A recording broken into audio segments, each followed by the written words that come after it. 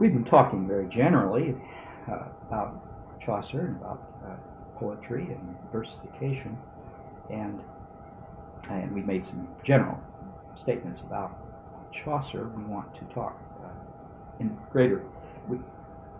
more particularly about the prologue today. Move on toward the first tale, which is the Knight's Tale, that you should read. That's a long romance, and let's see. After that, you could go on and read the Wife of Bath's prologue and tale.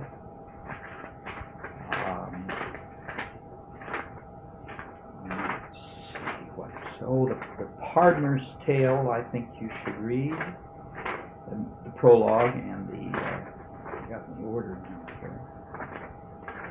Pardoner's prologue and tale, and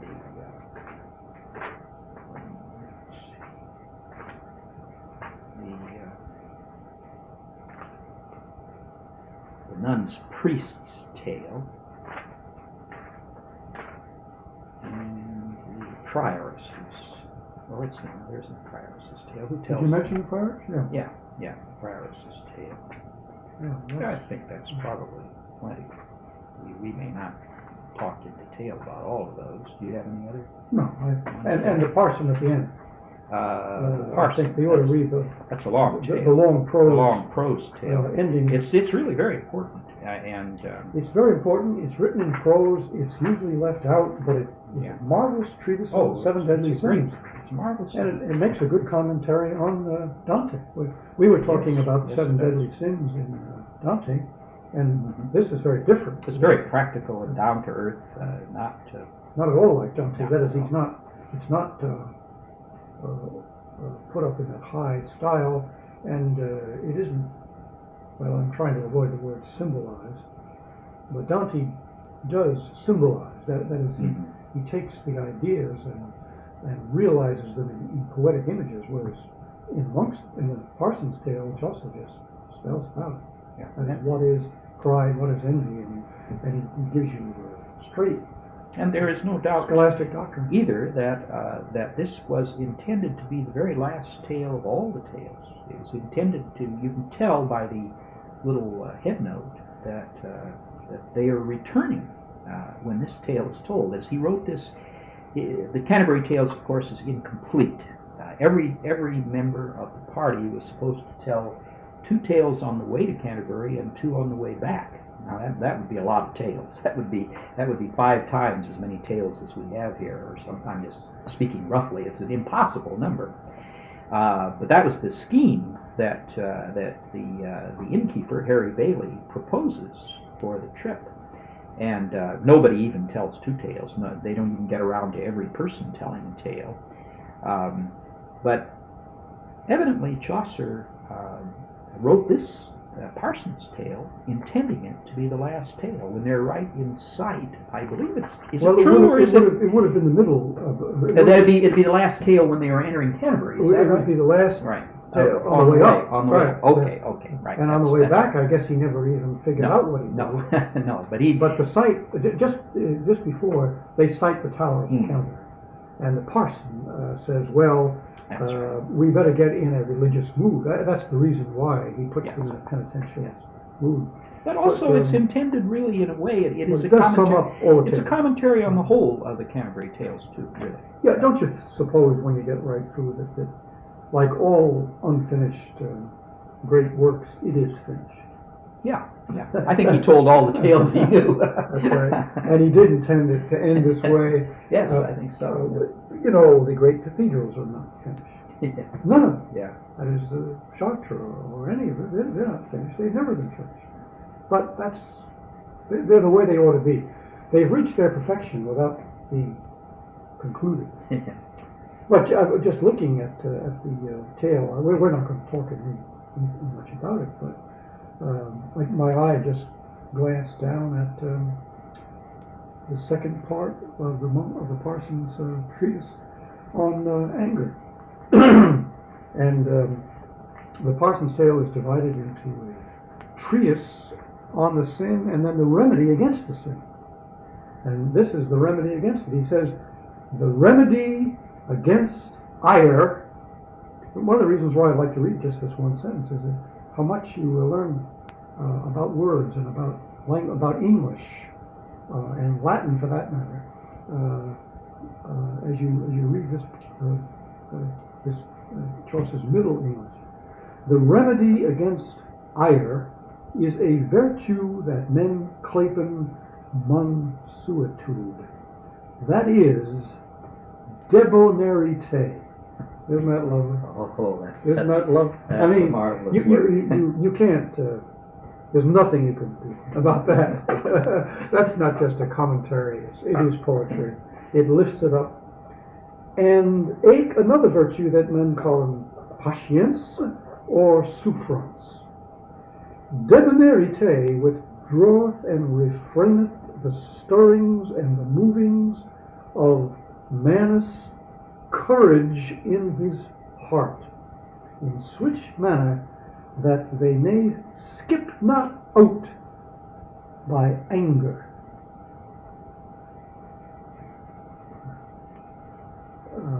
Nay, by ire. Souffrance suffereth sweetly all the annoyances and the wrongness that men do to man. Well, it's just word for word, just absolutely marvelous. What a phrase! That skip not out. Just lovely. It's just absolutely lovely. It's a translation, apparently, from some Latin or perhaps French treatise that's lost. Yeah, right. Hasn't been identified anyway. I thought it had been, but I think there's an argument about it. Some scholars think they found it, and others think they haven't, which proves that it isn't very closely translated. That's right. An argument about it. Yeah. Oh no, it isn't closely translated at all. It's based on. Right. It's full of Chaucer's little impish gaiety. But what a lovely thing, and it isn't just lovely. That is, it makes you reflect on the meanings of words. If you think about a word like debonair, you think about a word like anger, you think about a word like patience or suffering. He distinguishes that there are two virtues. You see, there's the virtue of mansuetude. That's debonairity, and then there's the virtue of patience, or he calls it souffrance. He gives you the French, I guess. Yeah, the French, from the Latin. Souffrance, yeah. And then he explains the distinction, the difference between the two. That is that the virtue of mansuetude restrains. It holds back those little skippings out of anger. But sufferance is the opposite. In a way, you bear the wrongs of others.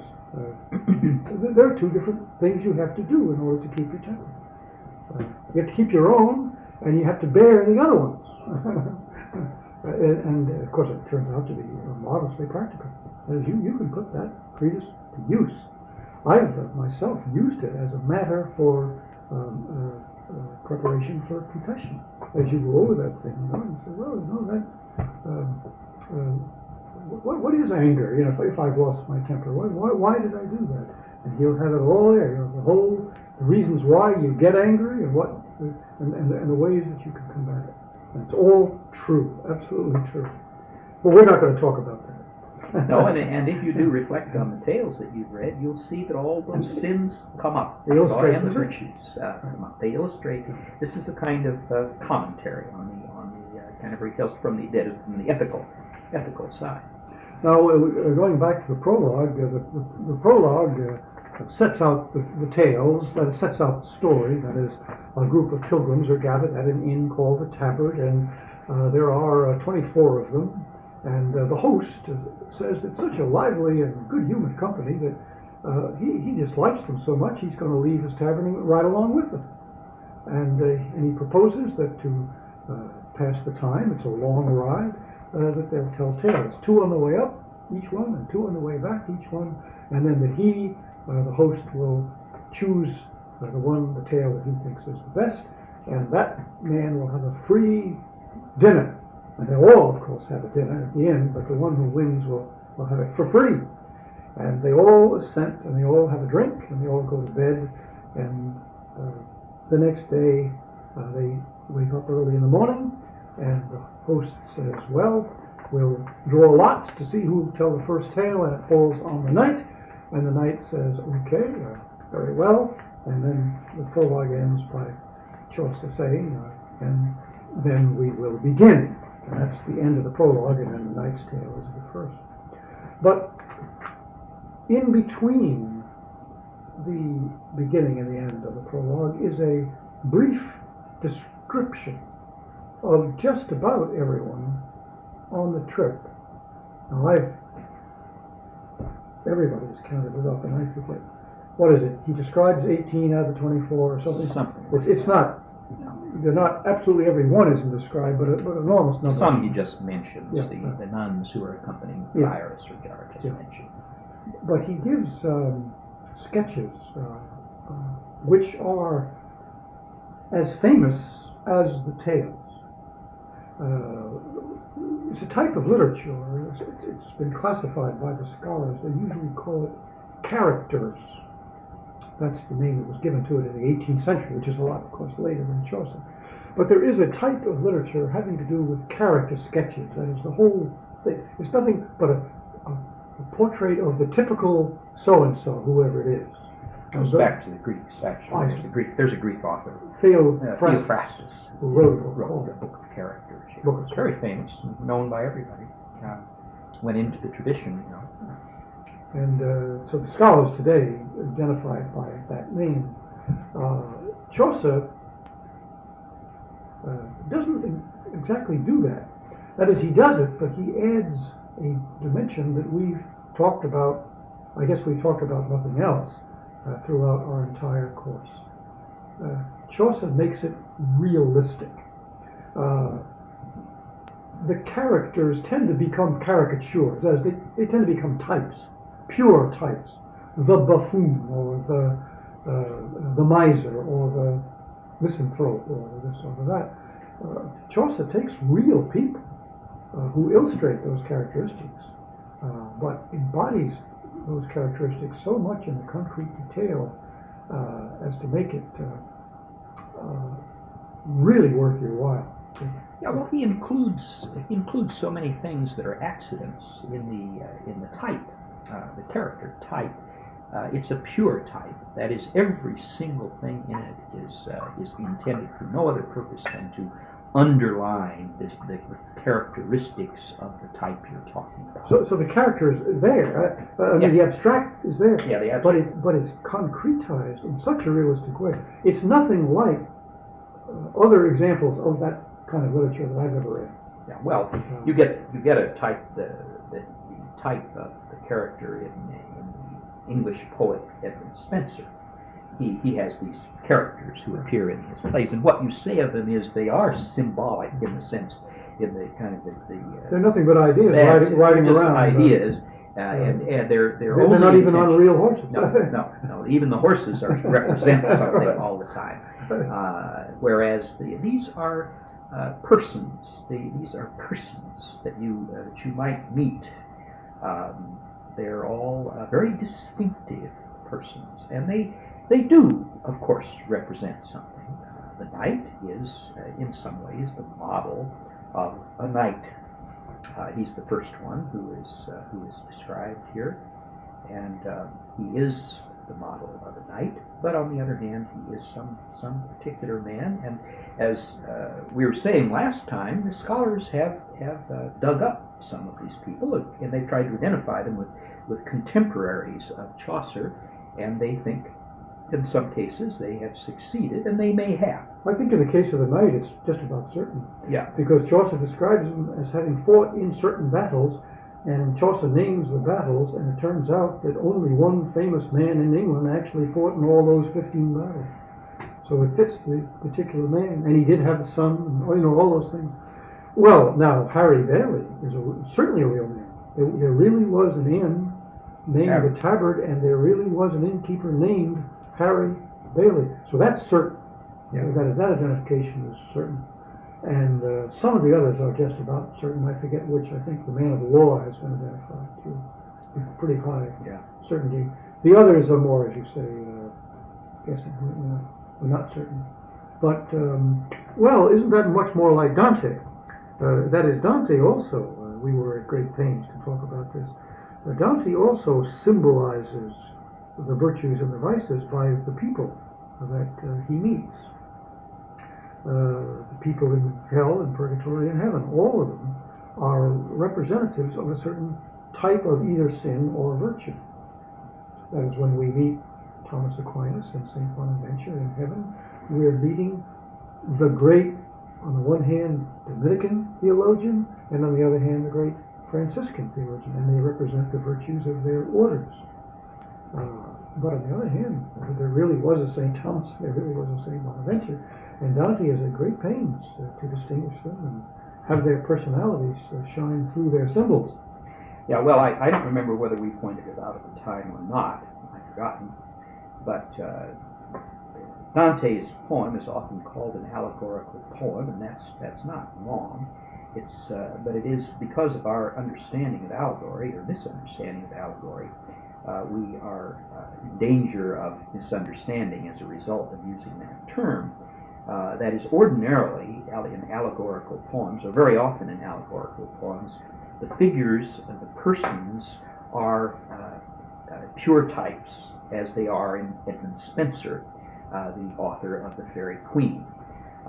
They are never real persons. You know right away they're not real persons. You would be, as someone has pointed out, you would be astonished if you actually met Queen Elizabeth in fairyland, in the Faerie Queene. It's all about Elizabeth. The whole thing is about Queen Elizabeth. That is, she is the Faerie Queene, at least allegorically speaking. But of course, nothing like the real Queen. No, nothing like. But she never appears, and no real person ever appears in the poem. But in Dante's poem, you always meet real historical persons, and they are types at the same time. They represent something. That's much closer to the practice of Chaucer. I suppose we'd say this is a medieval. Well, you have to be careful about that word too, because there is a medieval allegory and then there's a medieval realism. The two different schools existed then too. But we may say that this is. You see this in art very clearly in the cathedrals. That is, when you look at the carvings at, say, Chartres, two things strike you right away. One is the idealization.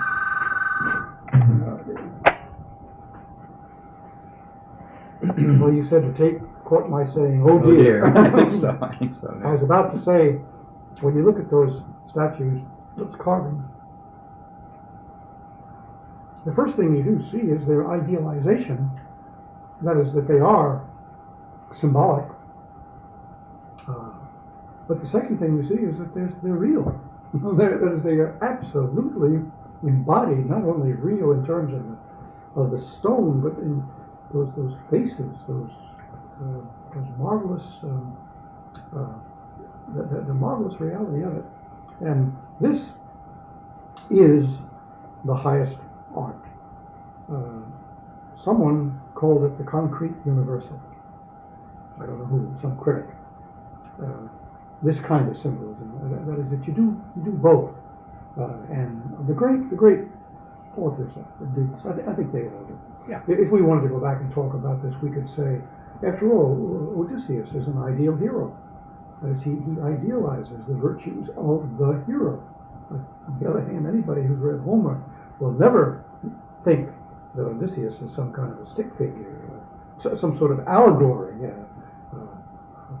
moving through our imagination. He is so particular. He's the universal hero, but he's embodied in the concrete particular. And now, on the other hand, we have a kind of art we call realism, which fails to be ideal. It loses itself entirely into the tales. We suffered through this in modern times. That is, the realistic novels. Émile Zola, I guess, is the most famous of them. But countless authors of usually rather long, dreary books.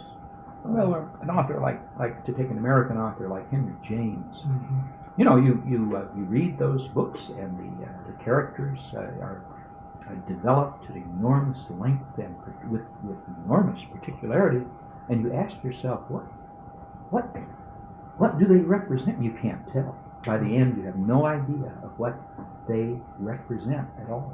There's no idealization left there at all. So you do tend to get the two extremes. People who are Neoplatonic or who are Platonists, I don't simply mean followers of Plato, but people who have taken the Platonic idea too far, who are too much interested in ideals and ideas, tend to over-idealize. Whereas people who are materialists, who don't believe in any kind of idea or ideal, tend to make everything absolutely realistic. And the realism, the philosophical realism that prevailed eventually in medieval thought was what we call realism, modern realism, and it makes both. It insists that there are those two things in reality. That is, that we generalize about things and we particularize about things, and that they're both involved in reality. Yes, you slipped in a phrase there, skipped out a phrase there that surely some of our listeners must know through their study of philosophy. That is that this has its reflection in philosophy and in theology just as much as it does in literature. We speak of the philosophy of St. Thomas Aquinas as a moderate realism. That's the term that the modern scholars use to classify it, or of this philosophy of Aristotle as a moderate realism. That is, it isn't so realistic that it's nothing but concrete detail, which is what you get in varieties of scientific theory. That is, that there's no such thing as an idea. There's nothing but concrete detail. Or on the other hand, it's pure idealism. Yeah. So that St. Thomas and Aristotle represent the mean between these two extremes in philosophy, that is, materialism and idealism. And we call it moderate, middle-of-the-road realism. And that's what we're talking about in its literary aspects here. And there's nobody who does this as well. I was going to say nobody does it better. Nobody does it as well as Chaucer. Not even Dante. Dante tends, I'm not going to say what Dante tends to. Dante is so great, he's in a class by himself. But the humble aspect of reality. I wouldn't say that Dante's any less real than Chaucer, but he's more elevated. Yeah. But the realism of Chaucer is a down-to-earth, everyday, ordinary realism of the kind that most of us know. I would say Shakespeare is certainly also a realist. If anything, he verges more toward the side of the realistic. That is the particular than the type. I mean, I always insist when I teach Shakespeare that the type is always there. I mean, King Lear is an irascible old man, and Hamlet is a melancholy man. He's the type of a melancholy man, and Horatio is a type of a stoical man, and so forth and so forth and so forth. They're all still there, but sometimes you forget. Sometimes you have to remind yourself because he strays so far. I mean, Falstaff is the buffoon, but there's so much more to Falstaff. It's so complicated. Shakespeare tends toward, he's a Renaissance man. And the characteristic of the Renaissance is a doubt about everything. And I think Shakespeare doubts the types. That is, he knows, for example, he knows that Falstaff is a buffoon. And so he sets him up. But then he begins to think, maybe the buffoon is the hero of the play. He plays with the... Plays with it. He's not convinced of the permanent reality of those types. Yeah. He has that play of skepticism. There's a skeptical strain. There's none of that in Chaucer. Look, Shakespeare's a very complicated writer. Chaucer's very simple. I don't think there's a complicated bone in Chaucer's body. He's direct and straight to the point. You can't measure him against Shakespeare. I suppose people would say, of course, Chaucer would be the first to say that Shakespeare is the greater man, the greater poet. But everybody would immediately add Chaucer is indispensable. He may not be the greatest, but he does you can't do without him. Achieve that perfect balance between the general or the abstract and the concrete. They're always they're in perfect relationship. They're in the right relationship to one another, as really they are in no other poet, I think. Well, Chaucer will save your life. Shakespeare won't. That is, if you are in a crisis in your life and you really are about to fall apart in some way, Shakespeare will push you over the he'll make it worse. Make it worse. Chaucer has a health, that plain ordinariness about him. He's the kind of a fellow you can count on. He's not as brilliant as Shakespeare. He's saner. He's saner. The word sane, of course, means health too. It has to do with health primarily, but we think of it especially as mental health. Mm-hmm. And one of the best things that Chesterton said about Chaucer is precisely that he's sane. He's sane and healthy and wholesome. And he did say, on the other hand, that he has a remark in which he says, somewhere on the highest pinnacle of English poetry, meaning Shakespeare, he says, there's a loose shingle up there flapping. So there's a little touch of insanity there. And you do begin to find insanity in literature in the Renaissance. You really get crazy characters. There's a type you don't get. You don't get any madmen here. No. There are no lunatics in Chaucer at all. He never even talks about it. Not in the tales, and not among the characters. I was going to say in Shakespeare, there's scarcely anybody who isn't a lunatic. Yeah, little touch. Even the men, even the peasants in Shakespeare have about them a certain kind of exaggerated quality. They're even the gravedigger, who maybe comes the nearest to being sane, has a kind of irony about him that you wouldn't find in Chaucer. No. Chaucer's people are sane and ordinary and plain. And if you want to get through life, by golly, Chaucer's your vade mecum. He's the book you want to take with you on the way, because it is useful. It is a useful book.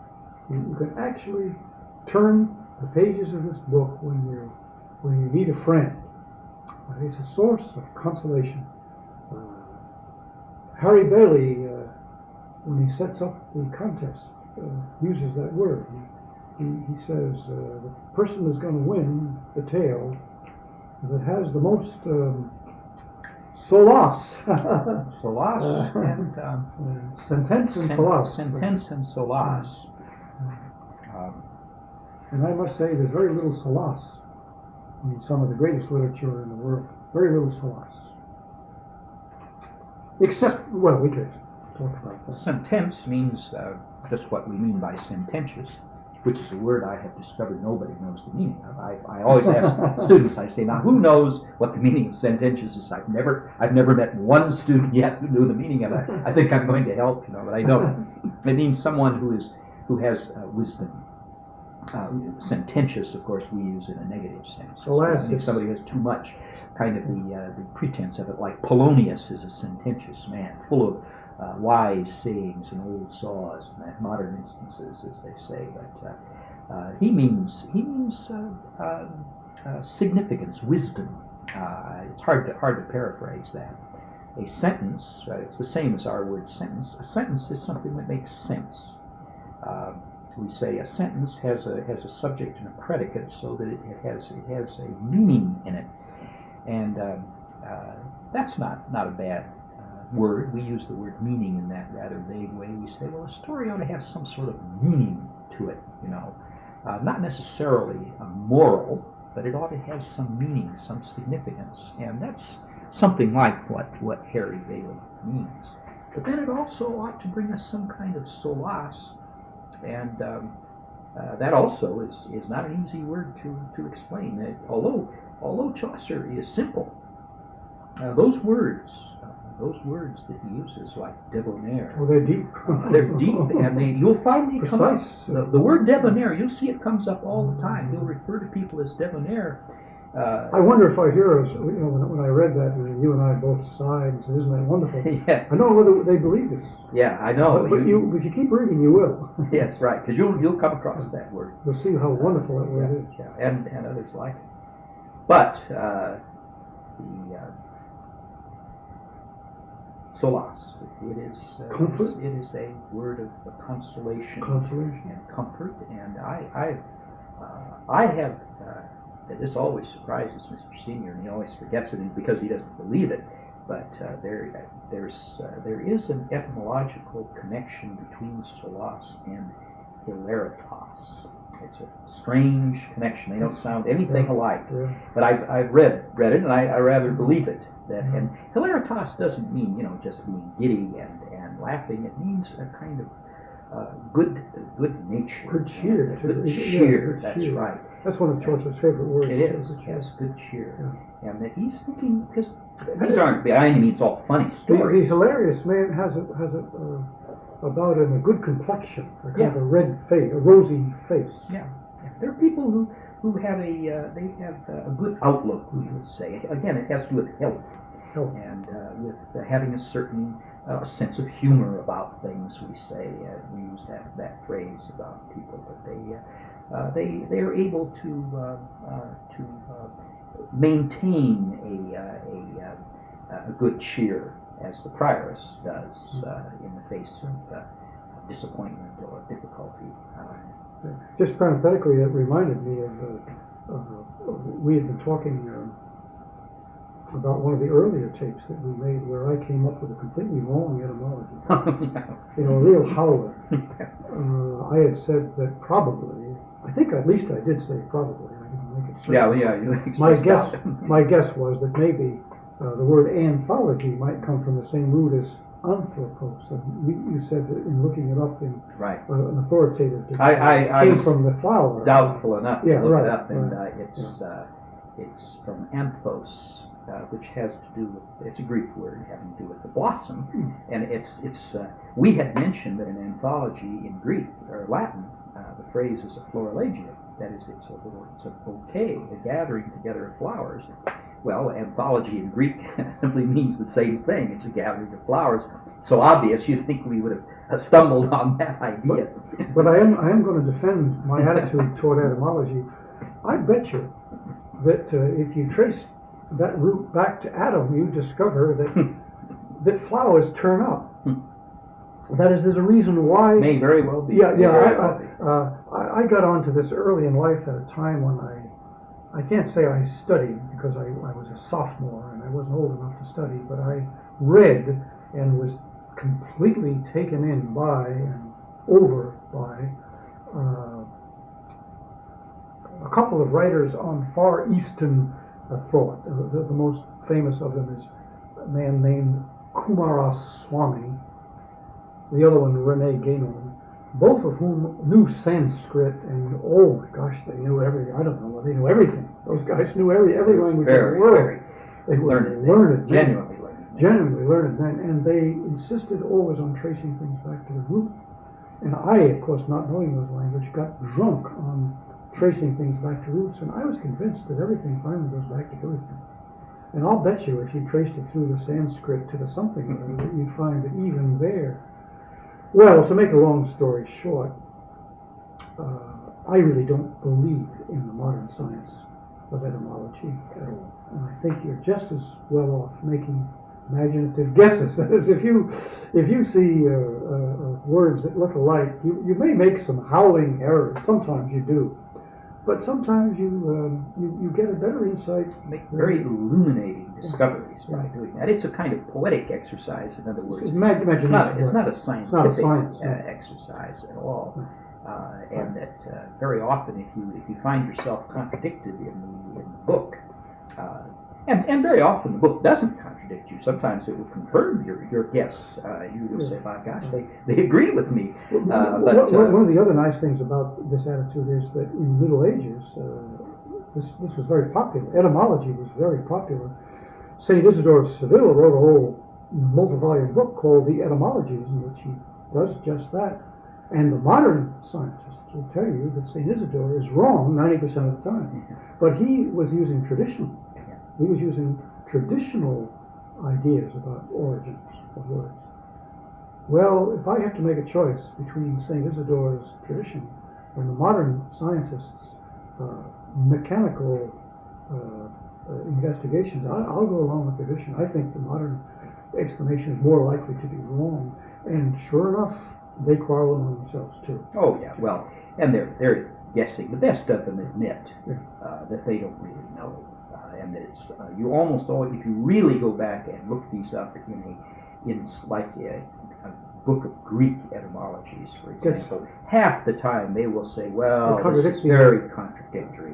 I mean, this is very controversial. This question is very controversial. We don't really know. Some people say it's this, some people say it's that, and they seem to have a good argument on both sides, and they just say we just don't. I think we talked about this before, but whenever you meet somebody who really knows something about any subject, I don't care what it is, you'll always find a sort of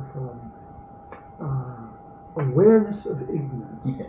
As if you go to a man who really knows horses, let's say, he really knows something about horses, and you ask him who's going to win the Kentucky Derby, he'll say to you, "Well, that's hard." You know, I mean, he knows so much, and he knows all the things that can happen. That's it. He'll say, "Now, well, if it rains, if it rains hard, that's different. I mean, and then if the post position is number 7 rather than number 8, well, you know, there are just so many variables, and he knows so much about it that you ask the simplest questions, yeah. And the real man who knows. I won't say the expert, because the expert is the man who doesn't know. He's the guy who's taken a course at the university. But the guy who really knows is always very hesitant to make a judgment. He'll say, "Well..." Right now, this is at the time when the Chinese uprisings in Peking took place. Good example. Oh, this is a good example. You turn on the radio and you listen, and they have experts. They have experts from California and from Harvard and from England, and I must say it is in America, a particular American failing to turn to the expert.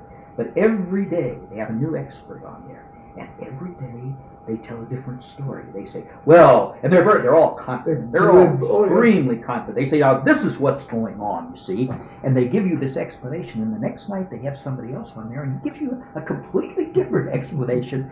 And after you listen to this, even the most naive person, after they've listened to this, they say, "You know, it seems to me that nobody really knows any idea what's going on over there." You know, I must say, the President Bush, has taken a very wise course. He said, he said, "I've been in China. He was ambassador to China." He said, "You know, the more I stayed in China, the more I realized I didn't know anything about what was going on. You know, that you never could figure out what was going on. It's the old inscrutable East syndrome, you know, and that turns out to be a very good general attitude to take toward nearly everything. It's all inscrutable."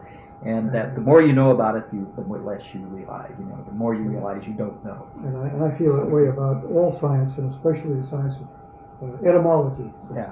But I forgot now how we got into that. Where we were. Well, we're talking about solos. But here's the passage. It's at the end of the general prologue. The host says, "Lordings, quod he, nu harknet for the beste, but talket nocht, I pray you, in disdain. This is the point, to speak short and plain, that each of you, to shorter with a way in this viage, shall tell talus tway. To Canterbury ward, I mean it so, and homeward he shall tell other two. Of oven tours that Willem befall.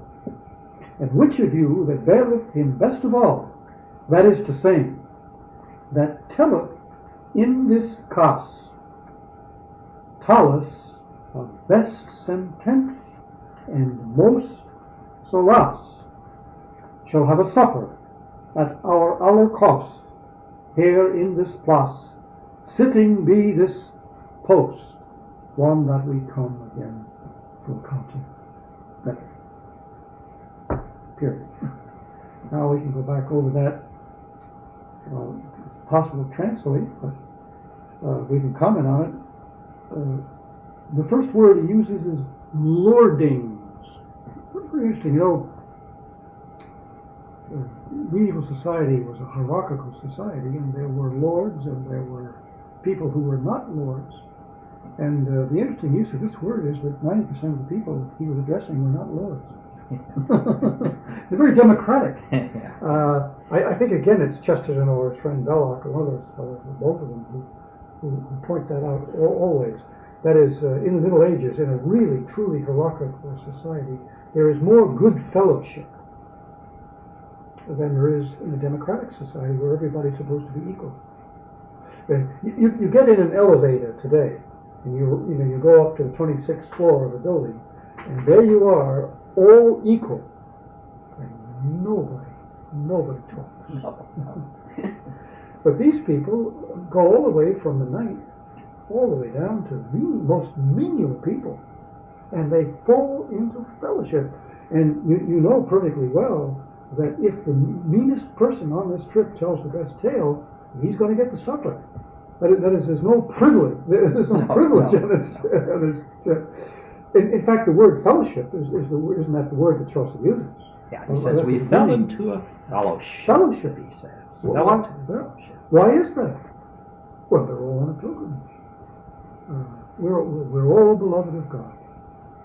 There's the knight, and there's the prioress, and the monk, and these are people from the highest orders of society. The knight was probably a second cousin to the king. That is, he comes from the highest class there is. But then we go down through the carpenter, and we even have the shipman is probably a pirate. There's reason to believe that he's not a merchant. There is a merchant, but the shipman is a very low character.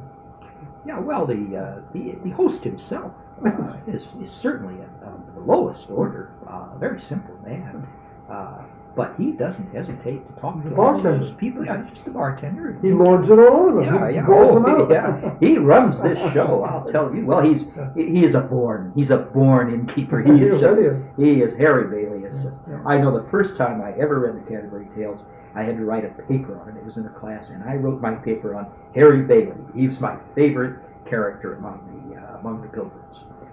He's the only one wise enough not to tell a story. He doesn't tell a story. Chaucer is very sly. But, isn't he a great character? Yeah. I mean, he appears throughout the Canterbury Tales. In fact, he's on the present. And what a solid.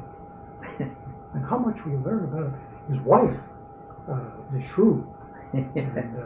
And she drives him crazy. In fact, one of the reasons why he wants to go on his boat is to get away from his wife.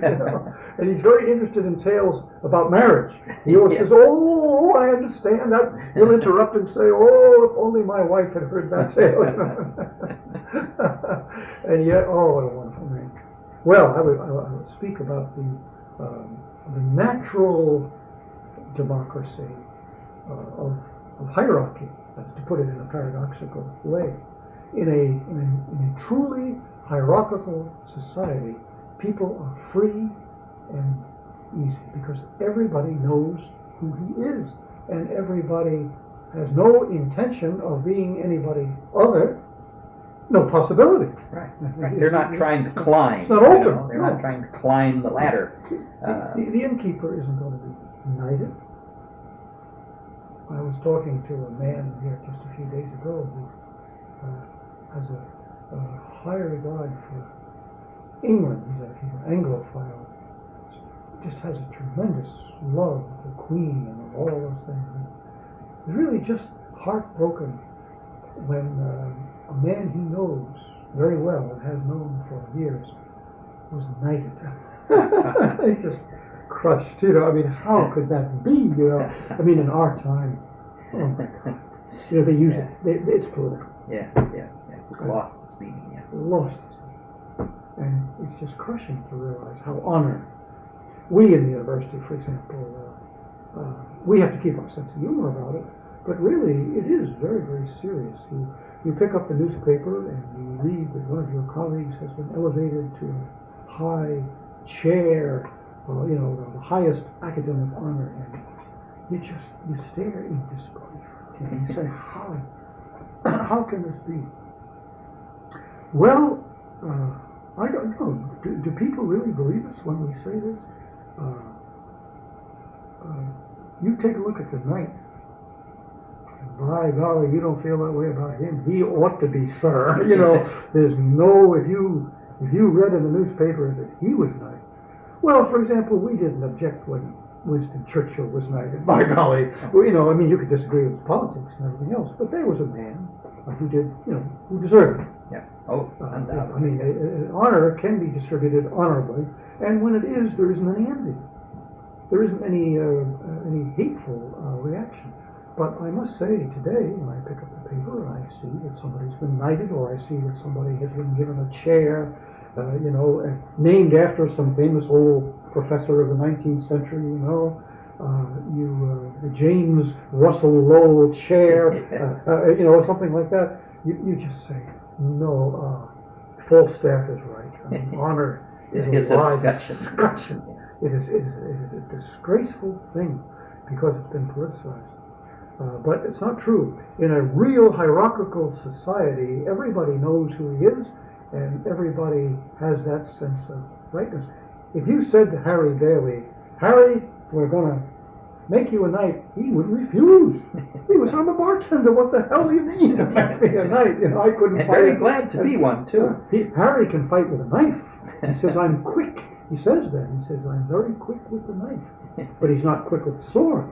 And he wouldn't ever mix two. Now, there are villains, there are scallywags, there are dreadful people on this trip. I don't mean to say that everybody's good. Everybody isn't good, but everybody's healthy. Even the criminals are perfectly happy to be criminals. If you said to the shipman, who was a pirate and who robbed boats and probably made men walk the plank, if you said to him, well, how would you like to come up to London and be something else, he wouldn't want to be anything else. He's a pirate, and that's what he is. And I think if you hanged him, he'd go to the scaffold and be pleased. We have tales of the scaffold, marvelous tales of great criminals, outstanding criminals who are on the scaffold